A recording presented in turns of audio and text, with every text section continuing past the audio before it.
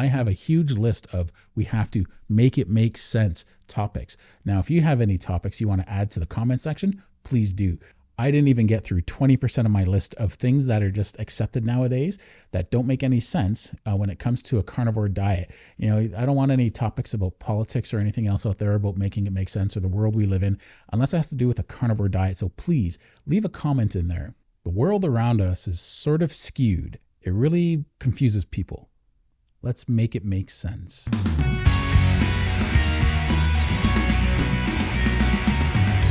Hey, what's shaking bacon? My name is Bruno Pinucci. I hope you're doing well. So we're week 3 into the squat challenge for those of you who are doing this. And it's a simple challenge. I encourage any of you to do this. This is to burn through your blood sugar. And in doing so, you're going to start burning through your glycogen. And in doing so, you're going to start lowering your fasting insulin. So this is a study that was done a while ago, just a few months ago, that showed 10 squats every 45 minutes for an 8.5-hour window was better at lowering blood sugar than a half-hour walk a day.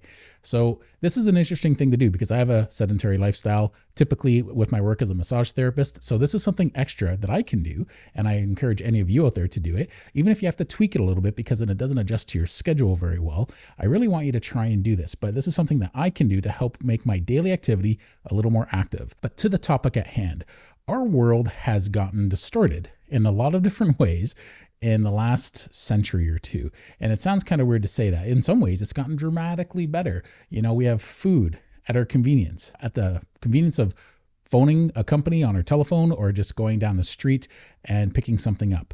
It's around us whenever we want. That's something that hasn't always been afforded to us in human history.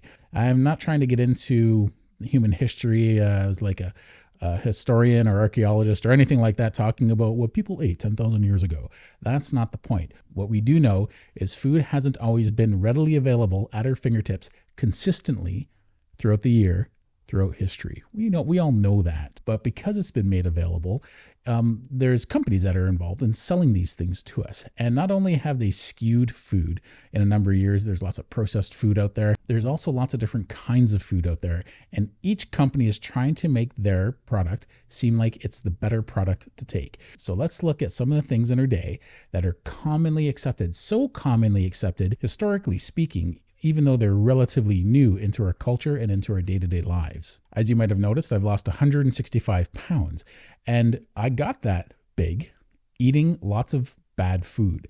Now, there's lots of fruit and vegetables in there, that's for sure. There is lots of junk food in there, that's for damn sure. And what I know is all that time I was eating that food, it was rare, but the odd person would say something. It was really rare.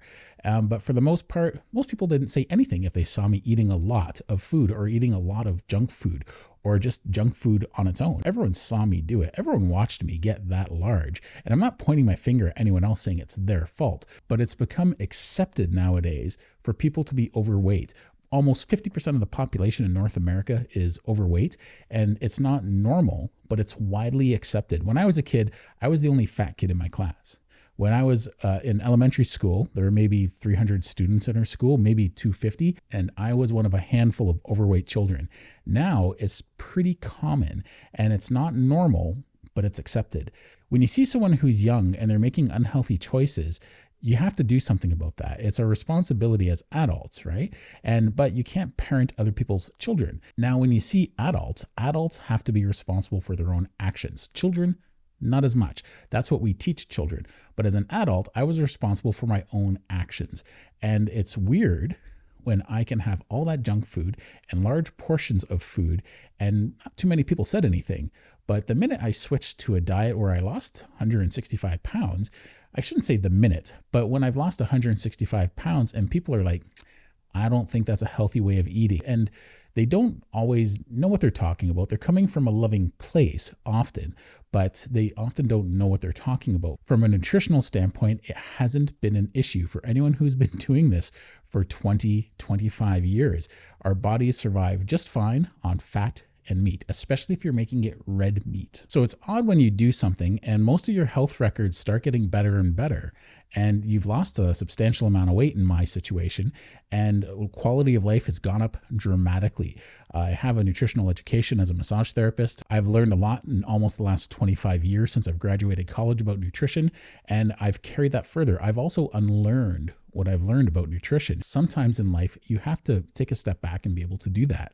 And when you learn that a carbohydrate is not only not important in your diet, but it's not essential, you actually thrive when you don't have them, it's tough for people to accept because we've all been conditioned to think a certain way when it comes to nutrition.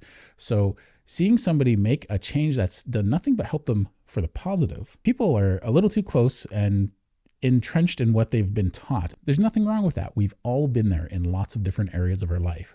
But you need to stop and assess and maybe re-educate yourself to understand why things have changed. Hundreds of thousands of people, at least, have been doing this carnivore way of eating, noticing improvements with their health. And at that point, you got to stop and say, well, there's something to it. And be curious and start learning a little bit more about that. And you have to watch that what you're learning isn't from a biased source. You have to be able to separate the more reliable, good information from the bad information. And unfortunately with carnivore, in their defense, there's not much in the way of science out there on a carnivore diet because it's relatively new. There hasn't really been many science experiments done on people eating an only meat and fat diet. But there's tons of N=1 experiments out there where people have had dramatic success in their health. And you can't ignore that because when it becomes a situation where tens of thousands or hundreds of thousands of people who are noticing this, you have to stop and go, okay, I need to change my mindset and learn a little bit more. So people come from a well-meaning place, but it doesn't make sense because you have to make this make sense. Another example is people having cereal or oatmeal in the morning instead of steak and eggs. Steak and eggs was a normal thing our grandparents and great-grandparents used to do for breakfast. It was a simple thing, meat and eggs. But when food started becoming an issue, when there were food shortages during the World War I and World War II, they started making affordable food for people, and the companies were also trying to sell it. They wanted to sell it as an affordable way to feed your family. And it was easy to get parents to give it to their children during breakfast. And especially the more they made these cereals cute and fun, and it really started to really blow up in the 60s and 70s, especially the 70s, where there was a lot of sugar in these cereals. They wanted to try and make it the new norm. Now, cereal had been the norm probably since the 40s and 50s. But before that, it wasn't normal to have cereal in the morning 100 years ago. And I get that people change with the times, but was that a positive change? Because as that evolved, a strict carbohydrate breakfast is not a good thing. Having an almost 100% carbohydrate meal for any meal of the day isn't a good thing. So we have to make this make sense. This didn't make sense, especially when cereal started becoming full of junk food. And I remember as a kid, when you had the plain cereal like Rice Krispies or Corn Flakes, you had to put sugar on it just to make it palatable because it was so bad.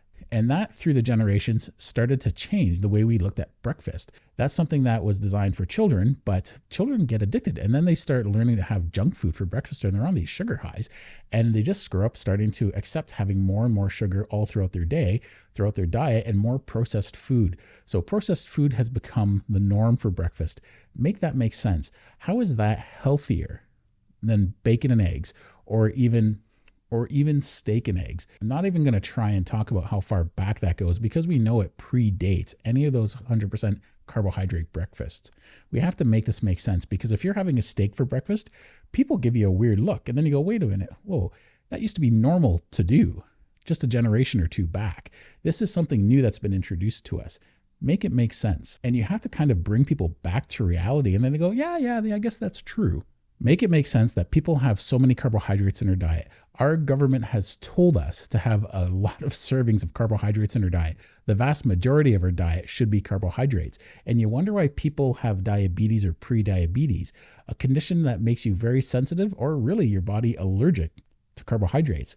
And they have you in a system where you're eating carbohydrates, and then when you're that unhealthy, you have to take insulin to lower your blood sugar, which was raised because you had carbohydrates for a meal, anywhere from some to a lot of carbohydrates for a meal, and it's usually a lot for most people. And then they have another meal, and then that raises their blood sugar, and then they have to have insulin to lower their blood sugar, and they just keep on that cycle all day long for months or years at a time. And that's an expensive cycle to be on. It's costly to your health, it's costly to the healthcare system, and it's costly to your wallet. Make it make sense. You have a sensitivity and you could say an allergic reaction to carbohydrates. Your body doesn't process it well and it responds poorly, piss poorly.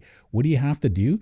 You have to stop with the carbohydrates. Simple as that. Once you reach a balance and you're balanced again, if you wanted, you could reintroduce it. But while you're allergic to it, it's not like you're creating more of a tolerance to it. It's not like you're trying to build up an immunity to a poison or something like that. You're getting more and more sensitive to it, and you can tell because you're getting larger and larger, or you're getting more and more unhealthy. We know high fasting insulin is a root cause of systemic inflammation in the body. That is widely accepted nowadays, and we know that's a cause for lots of very serious health problems. And those of you that are carnivore know that there are a lot of health problems out there that have no cure and have been turned around completely into remission because they've got on a carnivore diet. It takes the littlest bit of research to educate yourself and learn about this and why there's doctors out there who are starting to turn to a ketogenic or carnivore diet to promote health. Simple as that. You can't be married to what you thought you knew. You have to start educating yourself, and in some cases, re-educate yourself to learn what's actually going to help you in life. We have to make that make sense.